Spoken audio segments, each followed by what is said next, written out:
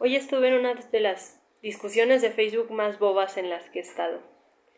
Y bueno, es boba porque a mí me parece boba, pero en realidad no lo es. Creo que es bastante complejo el, la diversidad de la manera en que acatamos los mandatos patriarcales y todos los demás mandatos. La discusión va así. Hay un grupo de Facebook al que yo pertenezco que se llama ¿Qué chingados hago de comer hoy? Y simbolitos de comida y así. Y yo me metí a ese grupo porque yo pensé, no sé por qué, pensé que era un grupo de estudiantes que ahí se avisaban como que podías cocinar y tal. Tal vez es porque yo era estudiante en ese momento y pensé que todo el mundo lo era. Pero resultó que era un grupo de señoras, principalmente. También hay algunos hombres. Y en este grupo pues se comparten recetas, se preguntan literalmente qué van a hacer de comer hoy porque a mí se me secó el cerebro. Para ese momento era una...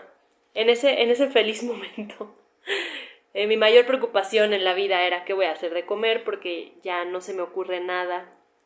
Y de verdad era mi única preocupación porque yo trabajaba dando clases de danza en 2 lugares, entonces lo único que tenía que hacer era que fuera conveniente el horario en que iba a cocinar y que iba a comer y que a mí me gustara y que a Jesús le gustara y todo era bueno. Pero sí era agotador, entonces pues entendí perfectamente que estas señoras se juntaran para eso. Y pronto también vi que funcionaba también como un grupo de apoyo, en el sentido de que hay publicaciones del estilo, tengo 17 años, me acabo de casar, estoy muy chica y no sé cocinar nada. ¿Qué puedo hacer, no? Y había fácil, perdón, Phil Barrera, fácil 10 comentarios que le decían, estás bien mensa, ¿por qué te casaste? ¿A quién se le ocurre? Eso no es casarse. ¿Y qué dijeron tus papás? Y 50 comentarios diciéndole recetas fáciles, baratas, sencillas, páginas de YouTube donde pudiera aprender. Entonces, en general, yo sentí que funcionaba como un grupo de apoyo y cuando me encontré con los espacios separatistas de mujeres, entonces pensé que de esa manera estaba funcionando este grupo, ¿no? No es separatista, pero que sí había, casi siempre nos hablamos en femenino y tal. Es un grupo muy, muy, muy variado. Y los domingos es día de tema libre. Y es un día bien divertido porque ponen mucho chisme, desde preguntas de tipo sexual hasta preguntas del estilo, ¿alguna vez las han asustado en su casa? ¿A alguien le han jalado los pies en la noche? ¿Debería dejar a mi marido o no? Muchísimas preguntan si deberían dejar a su marido o no. Y la verdad es que cuando cuentan más o menos cómo han sido las relaciones con sus maridos, la respuesta en general podría ser sí. Yo quisiera que fuera que sí, ojalá que sí los dejaran. Muchas son así como, bueno, pues la primera vez que mi marido me pegó y en ese momento me voy a los comentarios a decirle, leí hasta aquí, sí déjalo, sí vete, sí va a ser bien difícil, te lo estoy diciendo desde una situación en que es bien fácil, ¿no? Yo no estoy casada, yo no dependo económicamente de tu marido como tú, ¿no? Pero pues ahorita vemos qué hacemos, escríbeme y vemos qué hacemos, ¿no? Eh, hay unos casos muy feos, hay unos casos muy feos y algunas cosas que cuentan. Por ejemplo, hace poco preguntaron ¿cómo fue su primera vez? Y una respondió, pues yo a los 12 años con una violación, ¿no? Y de ahí se desprendieron que varias hablaron de qué manera habían sido violadas, ¿no? A veces he pensado en salirme del grupo porque pienso que solamente llego a molestarlas y a molestarme de los modos patriarcales que las atraviesan y que me atraviesan, pero después pienso que a mí me sirve estar cerca de personas que no son mi círculo de siempre para poder ver tal vez un panorama más amplio del que Facebook suele mostrarme, que es compañeras feministas, jóvenes, sin hijos o con uno o dos, que sí decidieron tener, o sea, una realidad que es muy diferente a la realidad de las mujeres en el país. Y, y también me sirve como un desfogue, ¿no? Como a pensar que no estoy solamente viendo esa realidad, sino que estoy participando de que cambie a costa de pelearme con ellas. Pero bueno, dicho todo esto, hay algunos hombres en este grupo, que casi siempre sus comentarios son del estilo, pónganme atención, soy hombre, cocino, ¿ya me vieron? Sí, yo cocino, soy especial, cocino, ¿ya vieron? Cocino. Hay uno, así que en todas sus fotos está como, no quiero, bueno, es que en sus fotos sale así como sin playera, y así como bien mamer, entonces se supone que sea como, no sé, no quiero juzgarlo a partir de eso, porque a mí no me gustaría que estuviéramos juzgando en este momento que te estoy platicando de él, pues que estuviera diciéndote como una chica que usa faldita y no sé qué. Pero sí noto como unas ganas de atención de las demás, ¿no? Porque llega y dice como, ay, es que mi esposa no entiende que la amo, ella piensa que la estoy engañando y, y no sé cómo hacerle saber que yo en verdad la amo solo a ella, porque soy un hombre tan sensible y además cocino tan así, ¿no? Miren lo que cociné para consentir a mi bella esposa, ¿no? Así como ¿ya me vieron? ¿Ya me vieron? Cocino, soy romántico, siento cosas, a veces lloro, ¿eh? También hace rato vi una publicación. Es que Facebook es mi vida estos días. Alguien sálveme, por favor. La verdad estoy harta. Estoy muy triste de pensar que va a seguir siendo mi vida por un semestre, porque mis amigas, mis amigues, mis amigos van a estar lejos. Extraño el cafetal, extraño a Gabo, extraño todo. Extraño poder salir y decidir quedarme en mi casa. Pero que lo decidí, no que fuera una postura política y de cuidado, ¿no? Me gustaría poder de verdad poder salir a jugar badminton con Jesús. Jugamos mal, en realidad, no tenemos red ni nada, tenemos un par de raquetas, que fue lo primero que compré cuando me pagaron en ese mítico trabajo que tuve en Guadalajara. Pero bueno, eso es lo que hacen los hombres en este grupo. Y te iba a contar que en otra publicación, en un maravilloso grupo de chismes que se llama Guanajuato Somos Todos, un señor que siempre pone publicaciones, Julián Macías, una cosa así. Y yo nomás voy a joderlo en sus publicaciones. Y yo creo que a él le vale, así ya ni me lee, es como de, ya llegó la morra de siempre. Porque pone publicaciones de amor, así como amor romántico 1000, de señor calvo. No es que esté mal estar calvo, pero él está calvo.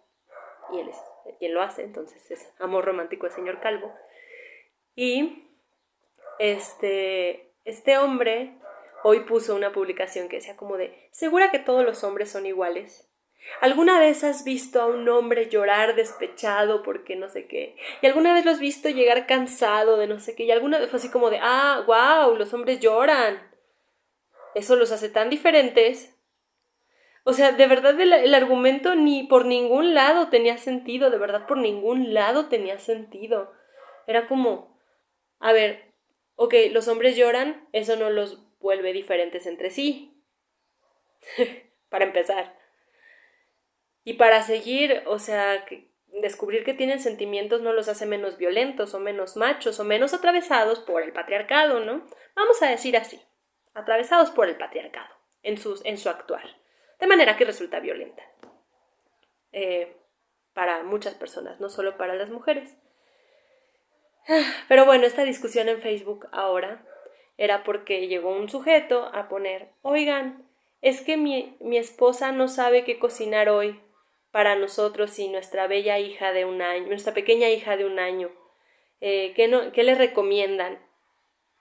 Y yo llegué así de, ¿perdón? ¿Cómo que le recomendamos a ella, no? Entonces solamente comenté, no es obligación de ella cocinar, cosa que espero que tú y yo no estemos en contradicción, porque es obvio, ¿no? No es la obligación de nadie cocinar más que de quien va a comer. Puede que haya acuerdos, puede que haya un montón de cosas, pero así obligación, que cocina quien coma. Y en el caso de las niñas, pues por eso digo que es complicado. En el caso de las niñas, pues quien está a cargo de las niñas, ¿no? Que se suele esperar que sean por lo menos 2 personas, pero bueno, cuando eres adulta, cuando eres adulto como ese güey, pues el sujeto tenía tiempo de escribir, por favor coméntenme cosas para decirle a mi esposa que puede cocinar. Estoy segura de que tenía tiempo para, no sé, tal vez cocinar. Preguntar, simplemente, ¿qué cocino? ¿Qué cocino para mi esposa y para mi hija, ¿no? Y para mí, porque también trago, porque todos en esta casa tragamos. Mi discusión no fue con él. Lamentablemente mi discusión fue con un montón de mujeres que llegaron a a atacar que yo estaba diciendo que no era obligación de ella. Yo nada más me la imaginé, así como, a ver, esta mujer no está en este grupo o no tiene celular, o yo no sé por qué ella no vino a poner, oigan, que cocino. Algo estaba haciendo, algo estaba pasando, alguna carencia tenía o no tenía tele, algo. De manera que era él quien lo puso. Hace un año que había parido. Yo no creo que sea así como bien sencillo de, ya pues un año, bueno, ya todo es sencillo, es fácil, y menos si su obligación era cocinar, seguramente su obligación también era cuidar a la niña, ¿no? Los comentarios eran del estilo como, ¿acaso vives con ellos? ¿Tú sabes cómo se organizaron? Si él le da gasto, ella tiene obligación de cocinar, y era así como, chale. Qué difícil, porque hasta cierto punto, si lo pensamos como el acuerdo es que él consigue todo el dinero y ella cocina y se encarga de tales cosas, si ese es el acuerdo que hicieron, pues claro que lo voy a respetar, aunque igual podría criticarlo, pero lo voy a respetar. La cosa es que ellas hablaban de una generalización, que era como a todas a las que les den gasto, a todas las esposas, claro que es obligación, me decían, claro que es obligación de ella. Me ha impresionado mucho porque también me las he encontrado quejándose, ¿no? Y sufriendo y diciendo, es que lo que cociné nadie se lo quiso comer, es que lo que cociné mi marido me dijo que yo no sé guisar porque no guiso como su mamá, es que todas, absolutamente todas comprenden re bien la bronca de las varices, la bronca del dolor de los pies, del dolor de la espalda, las quemadas en las manos, la alergia a los jabones, la incapacidad de poder pensar en hacer otra cosa en la vida además de cocinar, lavar y planchar, porque sus maridos no hacen otra cosa en la vida además de trabajar. Me pareció muy terrorífico. La realidad es terrorífica de por sí, pero no es culpa de ellas. Lo que sí me pareció terrorífico es las ganas de defender esta realidad horrible en la que están viviendo, que estamos viviendo, ¿no? O sea, yo me salgo porque privilegiada, porque joven, supongo. Ay, joven. Yo me siento bien joven. A veces me pregunto si voy a ser señora de estas que siempre, por siempre jamás se sienten joven. Yo creo que sí. Me pregunto si ya lo soy, es más.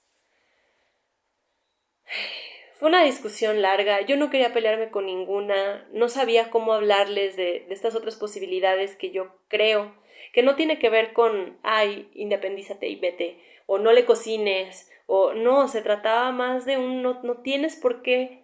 Ahí no estaba hablando ella, la esposa del sujeto o madre de la pequeña niña de un año, no, ella no estaba hablando, no. Y no cabía su voz ahí, porque ahí todas las demás lo que querían era felicitar y abrazar al hombre que había preguntado qué me recomiendan para que me cocine mi esposa. Fue muy triste, fue muy triste. Y después de eso empezó la sesión de Zoom de cocinando en la Casa Barco. El nombre me lo acabo de inventar porque no tiene nombre. Pero creo que serviría un nombre porque publicidad, si alguien sabe cosas de publicidad, por favor ayúdeme, no tengo idea cómo publicitar bien las cosas que están pasando en la Casa Barco y hasta cierto punto me gusta que quede entre personas amigas, pero pues para pagar la renta tal vez es necesario que llegue a más personas, entonces pues por lo pronto aquí te platico que los lunes, más o menos a la 1, hacemos unas sesiones por Zoom en las que la asistencia es por cooperación de 40 pesos, como si hubieras venido a comer, y les comparto alguna receta de algo que yo sepa preparar. Me gustaría empezar a compartir recetas de cosas muy sencillas para alivianarnos la vida y que no volvamos a ser nunca jamás estudiambres, que nos alcance la autogestión, incluyendo la gestión de la casa, que al parecer cuando hablamos de autogestión pareciera que hablamos de gestión económica solamente, pero pienso en esta actividad doméstica necesaria y en una de esas si quieren les enseño a trapear, les enseño a lavar ropa sin lavadora, lo descubrí durante la cuarentena. Estas cosas que en general hacemos por obligación porque en nuestras casas, en nuestras mamás nos ponen como obligación y después eventualmente y maravillosamente descubrimos que eran útiles, que eran necesarias, que nos hacen una vida bien bonita, ¿no? Que la ropa huela suavitel está bonito, comer sano está bonito, comer completo está bonito, tomar agua está bonito. Ay. Entonces, este video, que ya lleva casi 15 minutos, todavía no empieza, porque lo que te quiero contar es por qué cocino y de qué manera, pues sí, de dónde viene todo esto de la cocinación. Todo empezó por allá del año no tengo idea qué año, pero mi mamá Cuca y mi papá Felipe, abuelos paternos, tenían un restaurante en Lagos de Moreno. Se llamaba El Pastor. Y según entiendo vendían de todo, pero sus enchiladas rifaban así, como que eran lo mejor de lo mejor de lo mejor las enchiladas del Pastor. Era un restaurante que estaba en el centro, entonces era conocido. Cuando les digo como, conocí a alguien de Lagos, pregúntale si conocen a los de la Torre del Pastor. Y después se fueron a Guadalajara, y en Guadalajara no sé cuál fue el orden, no sé cómo sucedió, pero comenzaron con negocios de tortas cubanas. Que aquí es donde voy a hacer el mejor comercial que puedes escuchar en la vida. La mejor recomendación, si estás en Guadalajara, ve a las tortas cubanas, Felipe. Son buenísimas, buenísimas, y no juega que soy familia. Si fuera familia tal vez ya estaría bien harta del sabor, pero son buenísimas, no han cambiado su sabor desde que yo era niña hasta ahora que soy una señora. El pan es riquísimo, tienen variedad, son muy buenas. Hay de milanesa, de carne adobada. A veces también creo que hay hamburguesas de camarones para la cuaresma. Y ya se acabó la cuaresma, ¿verdad? Bueno, son muy ricas, son deliciosas. Y yo me empecé a enterar de esto pues porque era una bebé muy precoz. No era una bebé muy precoz, pero pues resulta que no solamente ellos pusieron puestos de tortas o lugares de tortas locales, no sé, sino que también sus hijas. Y entonces pues yo tengo como primeros pasos de uso memorial en restaurantes y en locales y en puestos. Por ejemplo, me acuerdo que había un puesto cerca de la avenida López Mateos, creo, en Guadalajara. Y me acuerdo de estar sentada en el piso jugando con unos conitos que caían de un árbol. Unos conitos de algo, supongo que ahí estaban sus semillas, con el señor que cuidaba los carros. Yo jugaba y los ponía uno sobre otro, no sé qué edad tenía. Mi papá y mi mamá participaron en diferentes tipos de negocios.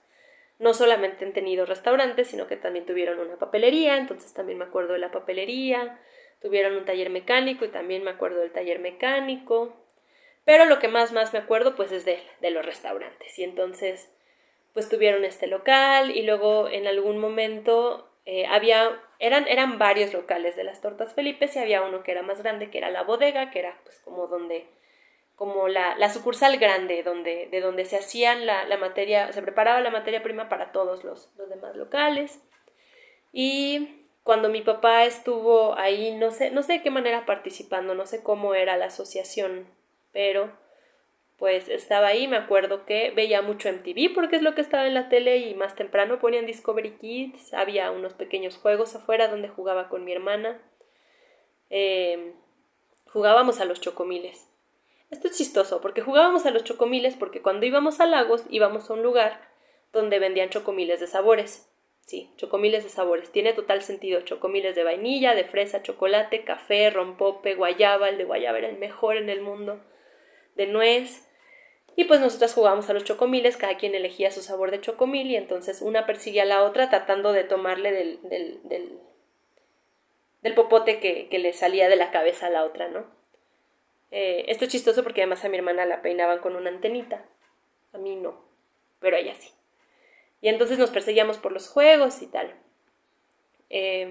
Había una mesa que era la mesa designada de nosotras, es decir, la mesa que estaba junto a la caja, que es donde nos sentábamos y de ahí veíamos la tele, ahí comíamos, ahí jugábamos, ahí hacíamos la tarea. Después, mi papá,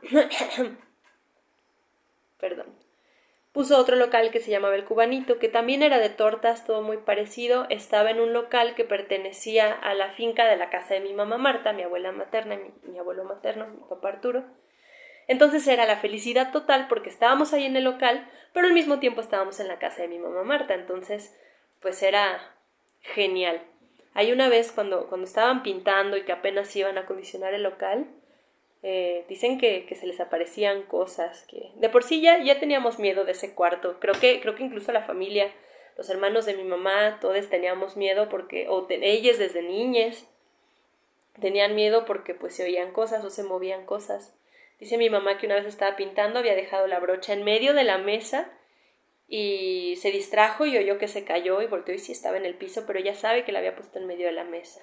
Se prendía solo el radio.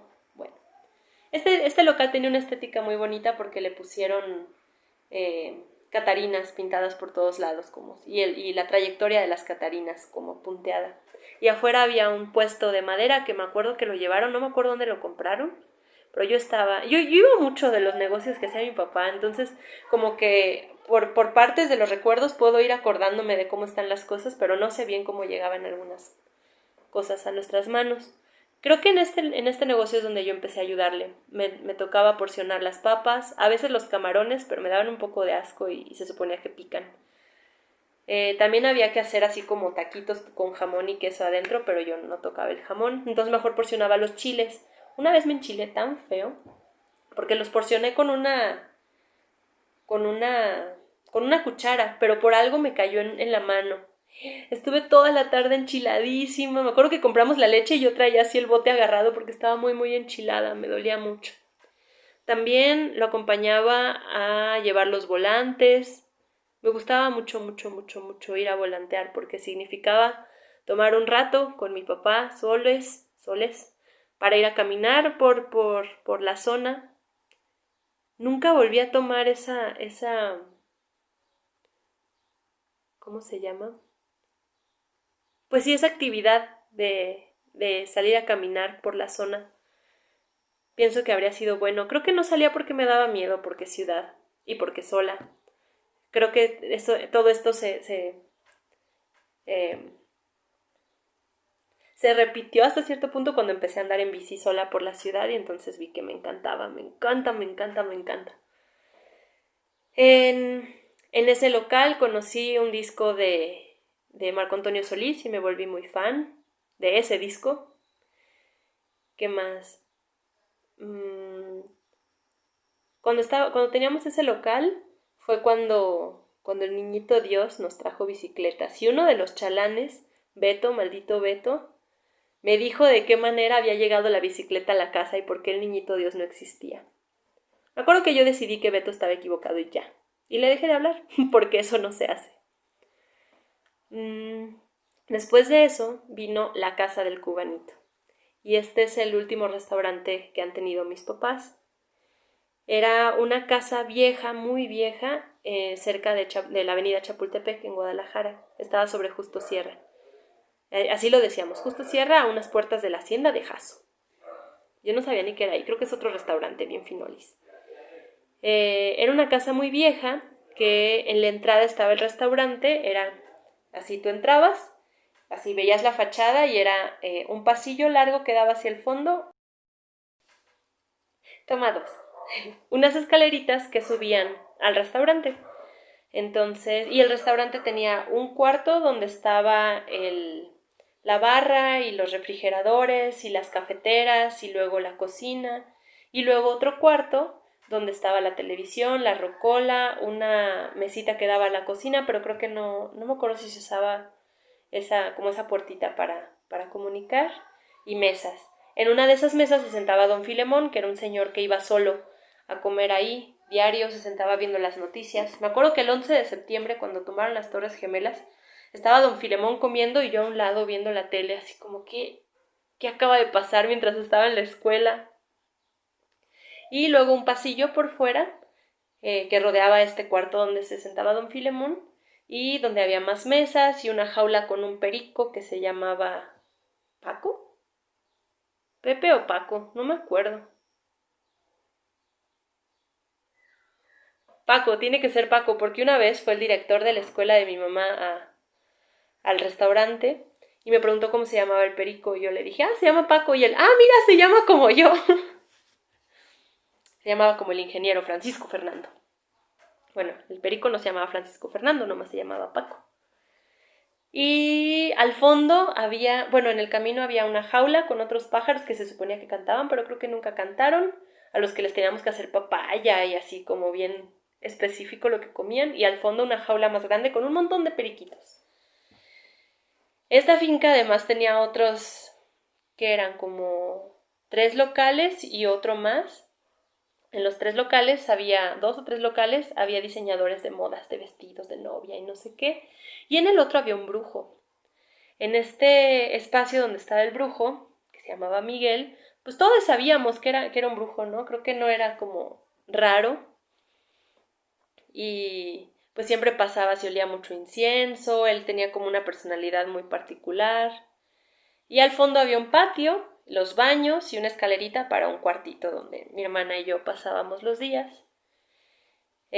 Al principio lo pasábamos ahí en el restaurante, en una de las mesas, ahí hacíamos la tarea, comíamos y tal, y ya después nos íbamos a ese cuarto. Uno de los meseros, Mario, nos contó que ahí había duendes en el restaurante.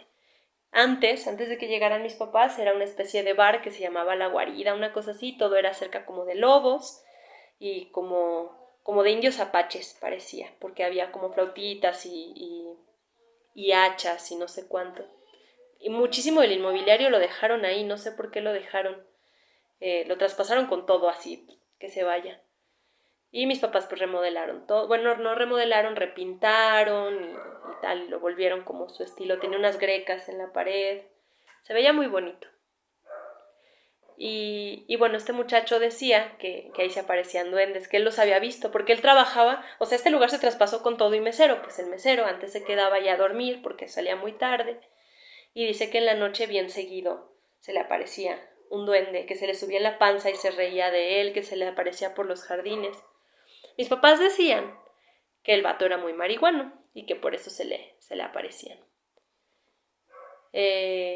Con el tiempo vi pues que, bueno, vimos varias cosas. Lo primero que me pasó fue conocer marihuanos, ¿no? Conocer personas que consumen y entonces descubrir pues, que no ves duendes, ¿no? Cuando fumas mota.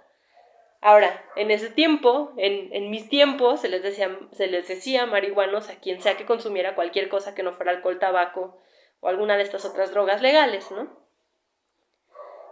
Alcohol, tabaco, café, té, televisión. Pero pues a mí claro que me asustaba un chorro, ¿no? Que Mario contara que se le había parecido el duende y que se nos iba a parecer a nosotras. Yo lloraba del miedo.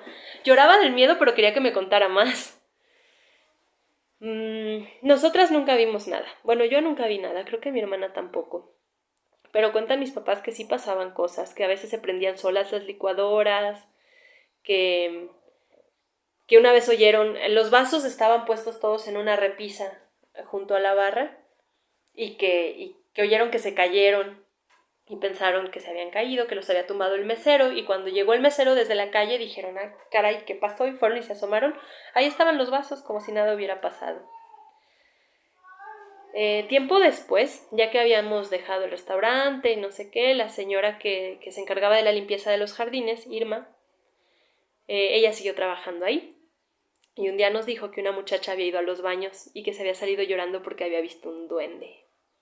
Así que definitivamente Mario no se había alucinado nada, ¿no? Algo ahí pasaba. Ahora esa casa la demolieron, bueno, una parte la demolieron y construyeron ahí unos departamentos.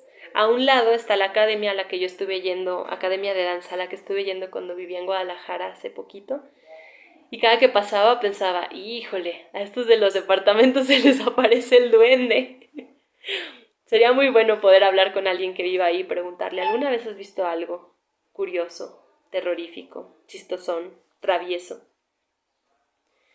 Mi papel en este restaurante era alimentar a los pájaros, cambiarles el agua, cosa que no me gustaba porque siempre olía mal y estaba babosa. Cambiarles también el periódico donde se recoge toda su basurita y su popó. Había que a veces llevar la cuenta, cosa que era buena porque si no había mesero y yo la había llevado, pues la propina a veces me la podía quedar. Las porciones de pan para la mesa, así como pan para 6, y ya, yo ponía los panes y partir el pan. Ya que estaba más grande, creo que nunca nos mandaron solas al súper por el pan, no estoy muy segura. pero no, creo que no, pero creo que íbamos con mi mamá a ir a traer el pan, preparar las naranjadas, abrir los refrescos. Yo era la encargada de la barra, hacía muchas cosas. A partir de cierta hora los viernes se volvía a bar, entonces cuando se volvía a bar, pues había que preparar las micheladas y las michejarras y acá su servilleta pues era la que se rifaba. Era un negocio muy bonito. Había pocos empleados, era la cocinera, tuvimos 2 cocineras y, y un mesero. Yo me acuerdo de 3 meseros. Mario, el de los duendes, eh, Heriberto, Norberto, Algoberto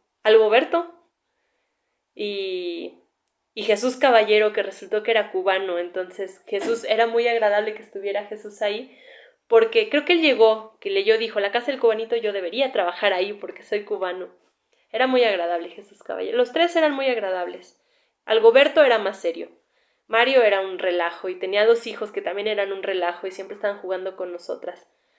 Si en algún momento Mario ve esto o alguno de sus hijos, yo estaba muy enamorada de uno de sus hijos, porque eso es lo que pasa cuando el sistema heteronormado te dice que tienes que estar enamorada para estar feliz. Entonces yo estaba enamorada de Giovanni,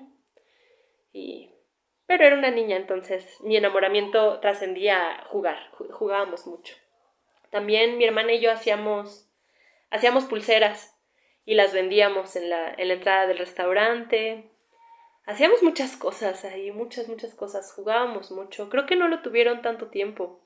Pienso que lo tuvieron tal vez unos 2 o 3 años, pero yo lo recuerdo como un tiempo muy amplio porque es en el que más pude participar y pues muchas cosas pasaron en esos tiempos. Después de eso mi papá pues consiguió, le invitaron a trabajar en la escuela donde trabajaba mi mamá y aceptó y cerramos el restaurante. Y a mí me parecía que tal vez iba a ser algo muy cómodo y muy feliz porque pues con el restaurante no había vacaciones, el fin de semana era muy cortito porque había un día que había que ir al súper, a Sam's, creo, a comprar como las cosas en grande. Y eso no se sentía como fin de semana. Y luego, en vacaciones, pues tampoco, ¿no? Porque había que abrir el restaurante. A veces siempre viajábamos, eso sí es cierto, siempre, al menos en Navidad viajábamos, una vez al año por lo menos, tal vez 2. Pero me imagino que para los papás sí era pesadísimo no tener un descanso, una pausa nunca. Y bueno, ahora que he estado participando aquí en el comedor y que desde el principio que lo propuse, fue como, bueno, a ver, esto, si no lo tengo en la sangre, lo tengo al menos en los recuerdos y tendría que funcionar, ¿no? Y ha sido muy bueno porque sí, a manera de recuerdos me han venido recetas, me han venido modos, dije, mi dicción, me han venido modos, ideas, maneras de no desperdiciar, maneras de saber cómo organizar.